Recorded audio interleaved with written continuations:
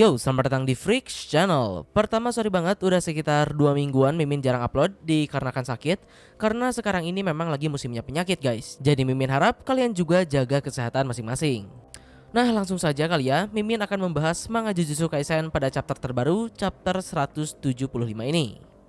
Pertama, seperti biasa, sedikit recapan dari chapter sebelumnya. Di sana arc Sendai Colony resmi dibuka dengan dimulainya duel Yuta melawan Kuroroshi, salah satu dari 4 pilar atau pemilik poin tertinggi di koloni tersebut. Setelah sebelumnya Yuta juga sudah mengalahkan Ruff, salah satu pilar yang lain, namun sayang duel Yuta melawan Ruff tersebut tidak diperlihatkan. Dan chapter ini sendiri diakhiri dengan Kuroroshi yang mengeluarkan sebuah senjata terkutuk bernama Fester Lightblade. Nah oke, masuk pada chapter terbaru. Chapter ini sendiri memiliki judul Sendai Colony Part 2. Panel pertama dibuka dengan melanjutkan tepat dari chapter sebelumnya. Di sini tak banyak lama, Kuroroshi langsung melesat menuju Yuta dan mengayunkan senjata terkutuknya itu. Namun Yuta sukses memotong lebih dulu lengan Kuroroshi yang sedang memegang senjata tersebut. Dan Yuta juga langsung melanjutkan serangannya dengan memukul Kuroroshi hingga terhempas. Tapi ternyata di sini Kuroroshi bisa terbang. Di sisi lain, Yuta juga tidak berniat membiarkan Kuroroshi pergi jauh. Yuta langsung melemparkan sebuah pagar besi dan melesat ke arah Kuroroshi lalu sukses menjatuhkannya.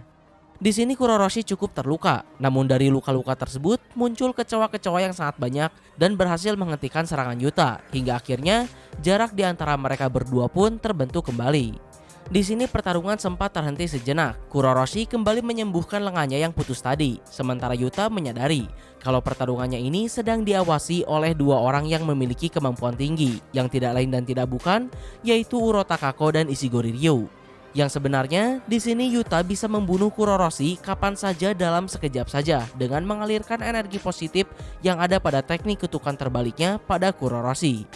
Namun menyadari ada dua orang yang mengawasinya, Yuta pun bergumam kalau ia sebisa mungkin harus membunuh Kuroroshi tanpa menggunakan teknik kutukan terbalik, apalagi roh terkutuk Rika Orimoto. Karena balik lagi, seperti pada pertarungan Regi dan Megumi, seorang penyihir Jujutsu yang masih memiliki kartu di tangannya lah yang akan memenangkan pertarungan.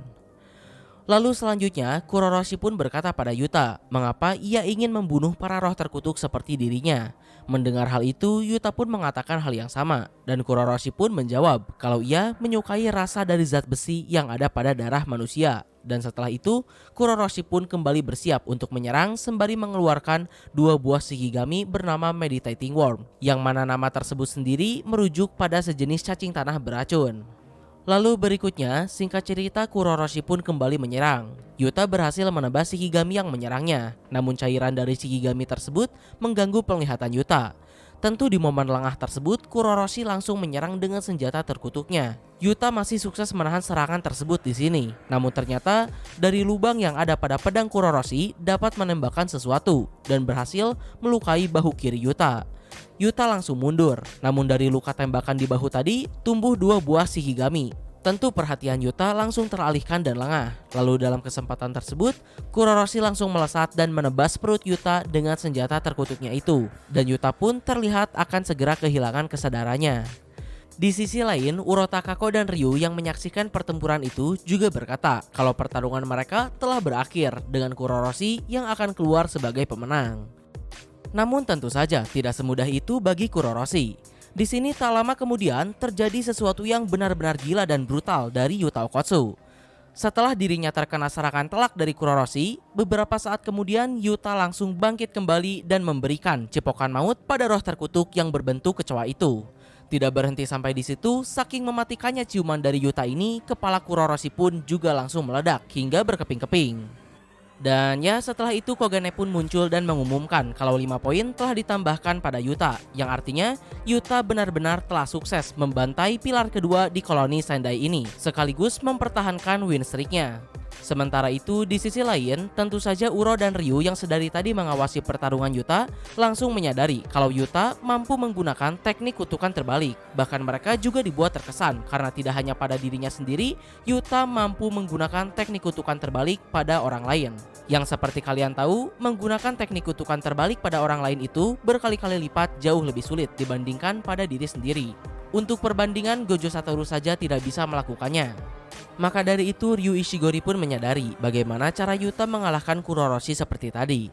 Ryu bergumam kalau sebelumnya Yuta sengaja mengirimkan energi positif dari kutukan terbaliknya melalui mulut ke mulut karena mulut merupakan bagian paling dekat dengan otak Kuroroshi. Dan yap, seperti yang kalian lihat, kepala Kuroroshi langsung pecah begitu saja. Yang menarik di sini Ryu juga berkata, andaikan dirinya terpikirkan cara tersebut pun, Ryu tidak akan melakukannya karena terlalu menjijikan. Di sini dari perkataan tersebut seakan mengindikasikan kalau si Ryu ini sepertinya juga mampu menggunakan teknik kutukan terbalik. Karena dalam perkataannya ia berkata, andaikan ia terpikirkan, bukan andaikan ia bisa. Karena menurut Mimin, itu artinya Ryu hanya tidak kepikiran saja, bukan tidak bisa. Lalu terlepas dari itu, berikutnya chapter pun ditutup dengan Uro Takako yang entah bagaimana cara kerja dari teknik kutukannya langsung muncul di sisi Yuta sembari berbisik padanya kalau dirinya mengetahui Yuta bisa menggunakan teknik kutukan terbalik. Dan kemunculan Uro sendiri dibarengi dengan ruang yang ada di sekitar sana seakan terdistorsi. Ya, sekali lagi Mimin benar-benar tidak paham bagaimana cara kerja dari teknik si Uro Takako ini. Jadi mungkin kita tunggu saja penjelasannya di chapter yang akan datang, yang sepertinya akan menarik. Dan masih terkait dengan Uro Takako, menurut Mimin pribadi kemungkinan dan seharusnya si Uro Takako ini cukup kuat. Mengapa? Melihat betapa gilanya kekuatan Yuta ketika melawan Kuroroshi, seharusnya seorang shaman yang waras pastilah akan memilih untuk menjauh dari orang seperti Yuta. Sedangkan Uro sebaliknya, pada chapter ini ia malah terang-terangan langsung menghampiri Yuta. Walaupun memang sejauh pada chapter ini masih belum jelas apakah Uro akan melawan Yuta atau Uro memiliki tujuan yang lain. Lalu berikutnya terkait dengan Yuta Okkotsu, pada chapter ini Mimin mendapatkan dua hal. Pertama, Yuta tidak kalah badass dari Megumi, dan kedua, Yuta juga tidak kalah brutal dari Gojo Satoru. Aksi Yuta melawan Kuroroshi pada chapter ini benar-benar gila dan keren parah. Narasi yang menyebutkan kalau kekuatan Yuta ini hanya ada di bawah Gojo Satoru sepertinya bukan omong kosong belaka. Terbukti pada chapter ini, jika Yuta benar-benar berniat untuk membunuh Kuroroshi dan tidak berusaha untuk menyembunyikan kekuatannya, Mimin rasa Yuta dapat membasmi roh terkutuk tingkat spesial sekaliber Kuroroshi ini dalam sekejap saja.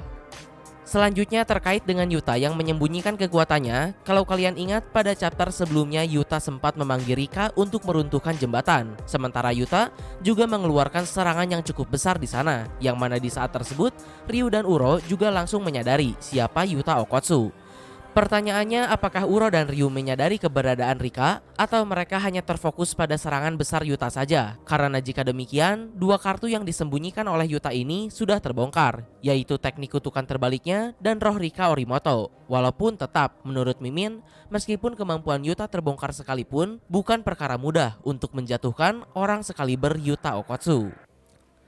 Dan di sini Mimin juga bertanya-tanya, apakah Yuta masih memiliki kartu ketiganya atau tidak, yaitu kemampuan Yuta yang dapat meniru teknik kutukan milik orang lain.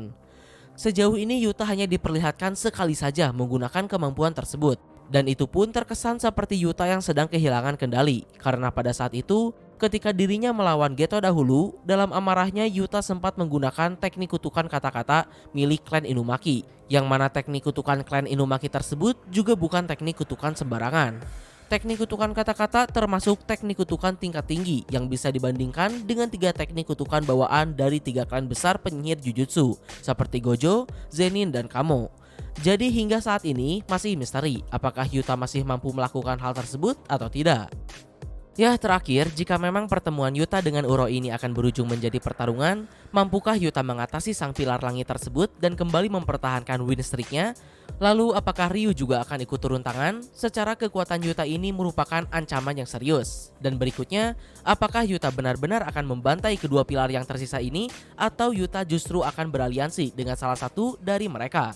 Karena menurut Mimin, pada chapter yang akan datang, pertarungan Yuta ini akan memiliki 3 opsi. Pertama, pertarungan tersebut akan menjadi duel 1 lawan 1 antara Uro versus Yuta. Opsi kedua, pertarungan akan menjadi 1 lawan 2, di mana mempertimbangkan ancaman yang dimiliki Yuta, Ryu akan bekerja sama dengan Uro untuk menghabisi Yuta.